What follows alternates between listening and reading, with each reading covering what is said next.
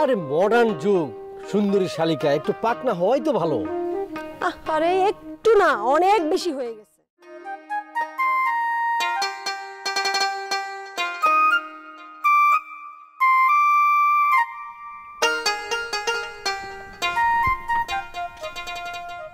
আপা, আমি কই কি, কবির ভাইয়ের চিন্তা তুমি মাথা থেকে জাইরে ফেলাই দাও।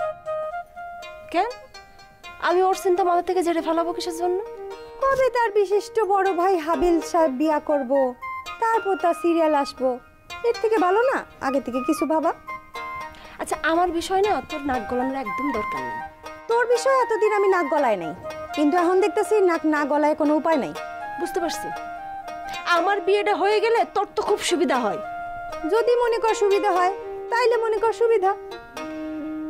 আমার মনে চাইতেছে কি জানিস, তোর দুই গালে দুটো থাপ্পড় দেই। উচিত কথা কইলে কারো ভালো লাগে না।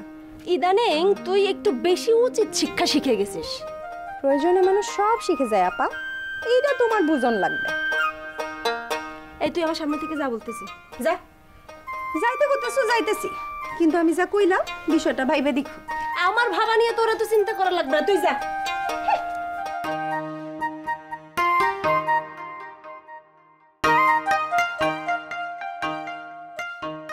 কি ব্যাপার, প্রতিদিন দোকানে যাওয়ার সময় তোমার সাথে একটু দেখা হয়, দেখা হইলে তোমার হাসি মুখটা দেখে আমি যাই দোকানে।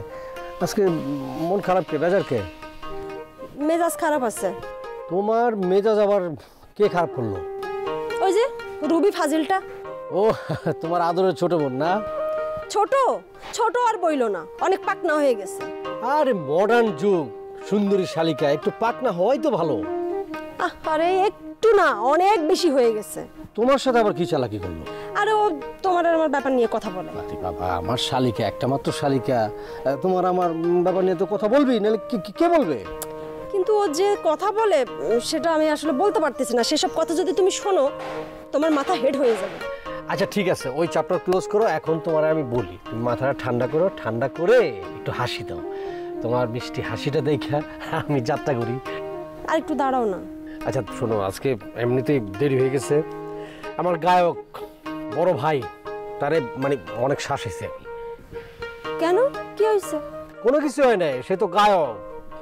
একটাই তো বিষয়, বিবাহ। তার বিবাহ নিয়ে শ্বাস হয়েছে। এখনো কি বড় ভাই রাজি হয় নাই? মানে কি বিয়ে করতে চাই না? আরে রাজি তো হয়, সবসময় সে রাজি। মেয়ে যখন দেখতে যাবে, ওইটা না সেইটা, সেটা না ওইটা, এরকম করে বিভিন্ন বাহানা দেয়া তারপর ক্যান্সেল। বুঝছি, মত নেই বলেই এরকম করে। না খাবার কাটাল ভাদ্র মাসে পাকে। না না, অত সহ্য করার টাইম নেই আমার, অত সহ্য করার টাইম নেই। আমিও আমার এক আলটিমেটাম দিয়ে দিচ্ছি। কি আলটিমেটাম দিছো? সেটা আমি এখন বলবো না, রাতে বলবো।